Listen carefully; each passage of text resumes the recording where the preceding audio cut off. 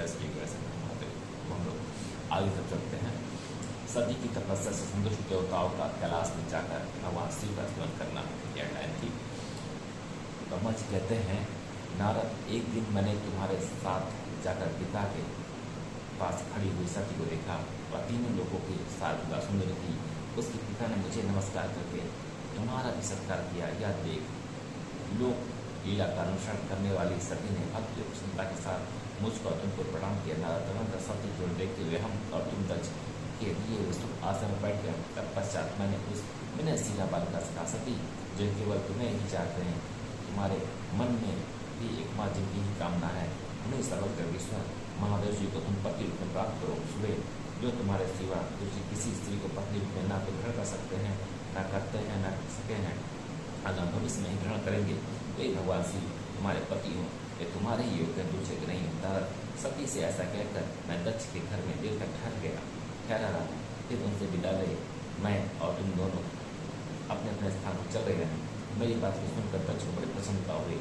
उनकी सारी मानसिक चिंता दूर हुई और उन्होंने पुत्री परमेश्वरी समझकर गोद में उठा लिया। इस प्रकार तुम्हारा उचित सुंदर लीला बिहारों से सुशोभित होती हुई भक्त वत्सला सती, जो स्वेच्छा से मानव रूप धारण करके प्रकट हुई थी, कामावस्था पार कर गई। बाल अवस्था बिताकर किंचित युवावस्था प्राप्त हुई। सती अत्यंत तेज शोभा से संपन्न हो संपूर्ण अंगों से मनोहर दिखाई देने लगी। लोकेश दक्ष ने देखा कि सती के शरीर में युवावस्था के लक्षण प्रकट होने लगे। तब उनके मन में चिंता हुई कि मैं महादेव जी के स्वतंत्र विवाह कैसे करूँ। सती स्वयं भी महादेव जी को पाने के प्रतिदिन अभिलाषा रखती थी। अतः पिता के मनोभाव को समझकर वे माता के निकट गई। विशाल बुद्धि वाले सिद्धि रूपड़ी परमेश्वरी शिवा ने अपनी माता दुर्गी से भगवान शंकर की प्रसन्नता के निमित्त तपस्या करने के लिए आज्ञा मांगी। माता की आज्ञा मिल गई। अतः दृढ़तापूर्वक व्रत का पालन करने वाली सती ने मैस्टर पति को प्राप्त करने के लिए अपने घर पर ही अपनी नित्य आराधना आरंभ की। अश्विन मास में नंदा प्रतिपदा षष्ठी और एकादशी तिथि उन्होंने भक्तिपूर्वक गुड़ भात नमक चढ़ाकर भगवान शिव को पूजन किया और उन्हें नमस्कार करके उसी नियम के साथ उस मास को व्यतीत किया। कार्तिक मास की चतुर्दशी को सजाकर रखे हुए मालपुओं को फिर से परमेश्वर शिव की आराधना करके निरंतर उनका चिंतन करने लगी। मार्गशीर्ष मास के कृष्ण पक्ष की अष्टमी तिथि को तिल, जौ और चावल से हर की पूजा करके ज्योतिमय दीप दिखाकर अथवा आरती करके सती दिन बिताती थी। पौष मास के शुक्ल पक्ष की सप्तमी के रात पर जागरण करके प्रातःकाल पृथ्वी का नैवेद्य लगा शिव की पूजा करती थी। माँ की पूर्णिमा को रात में स्मरण रात में जागरण करके सवेरे नदी में नहाती और गीले वस्त्र से ही तट पर बैठकर वहाँ शंकर पूजा करती थी। फागुन मास की कृष्ण पक्ष की चतुर्थी तिथि चतुर्दशी तिथि रात में जागरण करके उस रात्रि के चारों पहरों में शिव जी की विशेष पूजा करती थी और नटों द्वारा नाटक भी कराती थी। चैत्र मास के शुक्ल पक्ष की चतुर्दशी के वे दिन रात शिव का स्मरण करती हुई समय बिताती और ढाक के फूलों तथा दवनों से भगवान शिव की पूजा करती। वैशाख शुक्ल तृतीया को सती तिल का आहार करते रहती और नए जौ के भाव से रुद्रदेव की पूजा करके उस महीने बिताती थी।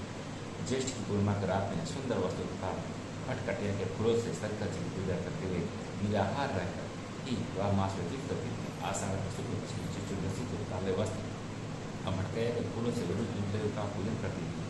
श्रावण मास के शुक्ल पक्ष की अष्टमी एवं चतुर्दशी को वे एवं पवित्र वस्त्रों तथा उसकी पवित्र से शिव की पूजा किया करती थी। भाद्रपद मास के कृष्ण पक्ष की त्रयोदशी तिथि को नाना प्रकार के फूलों और फलों से शिव का पूजन करके सती चतुर्दशी तिथि को केवल जल का आहार किया करती थी। भांति भांति के फलों फूलों और उसमें उत्पन्न होने वाले अन्नों द्वारा वे शिव की पूजा करती और महीने भर अत्यंत नियमित आहार करके केवल जप में लगी रहती थी। सभी महीनों में सारे दिन सती शिव की आराधना में ही संलग्न रहती थी। अपनी इच्छा के मानव रूप धारण करने वाली वे देवी दृढ़तापूर्वक उत्तम व्रत का पालन करती थी। इस प्रकार नंदा व्रत को पूर्ण रूप से समाप्त करके भगवान शिव में अनंत भाव रखने वाली सती एकादशी को बड़े प्रेम से भगवान शिव का ध्यान करने लगी तथा उस ध्यान में भी ही निश्चित भाव से स्थित हो गई। उन्हें इस समय सब देवता और ऋषि भगवान विष्णु और मुझको आगे करके सती तपस्या देखने के लिए गए।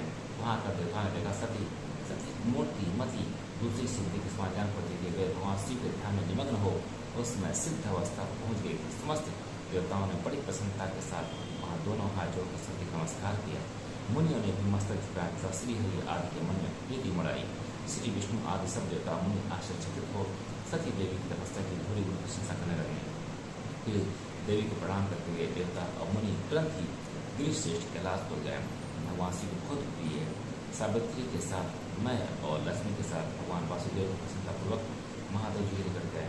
वहां जाकर भगवान शिव को देखते ही बड़े वेग से प्रणाम करके सब देवताओं ने दोनों हाथ जोड़ विनीत भाव से नाना प्रकार के श्लोकों द्वारा उनकी स्तुति करके अंत में कहा, प्रभु आपकी सत्य रज और तम नामक जो 3 शक्तियाँ हैं उनके राग आदि वेग असह हैं। वेद त्रयी अथवा लोक त्रयी आपका स्वरूप है। आप शरणागतों के पालक हैं। अब तथा आपकी शक्ति बहुत बड़ी है, उसकी कहीं कोई सीमा नहीं है। आप नमस्कार है दुर्गा मते, जिनकी इंद्रियाँ दुष्ट हैं वश में नहीं हो पाती, उनके लिए आपकी प्राप्ति का कोई बात सुलभ नहीं है। आप सदा भक्त को तत्पर रहते हैं, आपका तेज छिपा हुआ है। आप नमस्कार है। आपकी माया शक्ति रूपा जो अहम बुद्धि है उससे आत्मा का स्वरूप ढक गया है। अतएव यह मूढ़ बुद्धि जीव अपने स्वरूप को नहीं जान पाता। आपकी महिमा का पार पाना अत्यंत कठिन ही नहीं सर्वथा संभव है। हम आप महाप्रभु को मस्तक झुकाते हैं। ब्रह्मा जी कहते हैं नारद इस प्रकार महादेव जी की स्तुति करके श्री विष्णु आदि सब देवता को उत्तम ढंग से मस्तक झुकाए।